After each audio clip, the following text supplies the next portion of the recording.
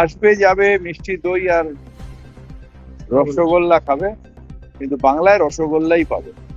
বেহালা শখের বাজারের বাজার পরিদর্শনে আসলেন কলকাতা পৌরসভার মেয়র ফিরহাদ হাকিম।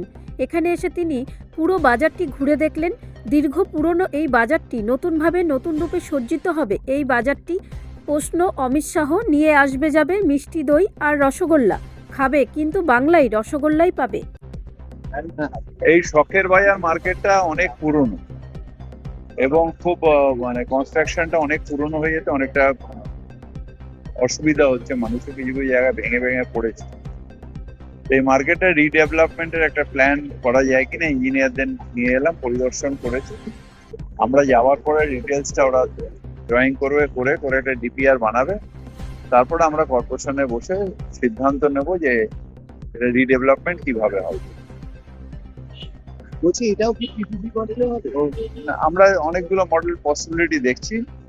আগে রিডেভেলপমেন্টটা কিভাবে হবে, আগে ইঞ্জিনিয়ারিং পসিবিলিটিটা দেখে নিই, তারপরে আমরা কমার্শিয়াল পসিবিলিটিটা পরে দেখি।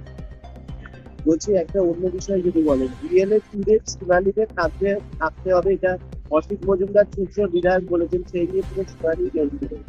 বিএলএ টুডে তাকে শুনানিতে রাখতে হবে, এরকম কি কোনো বিষয় আছে? বিএলএ টু অনেক জায়গায় থাকছে, তো কোনো অসুবিধা তো নেই। মানে এটা কি রাখা যায়? মানে এটা রাখা যায় কিনা জানি না, তবে কালকে আমাদের জেনারেল সেক্রেটারি অভিষেক ব্যানার্জি বলেছেন এবং সেই অনুযায়ী অনেক জায়গায় বিএলএ টু আছেন। ওখানে আবার শুনানি বন্ধ হয়ে গেছে। সেটা ওখানে ব্যাপার। আবার বঙ্গ সফরে অমিত শাহ কি বলবেন? আসবে যাবে মিষ্টি দই আর রসগোল্লা খাবে, কিন্তু বাংলায় রসগোল্লাই পাবে। ব্যুরো রিপোর্ট, রাষ্ট্রীয় প্রসার বাংলা।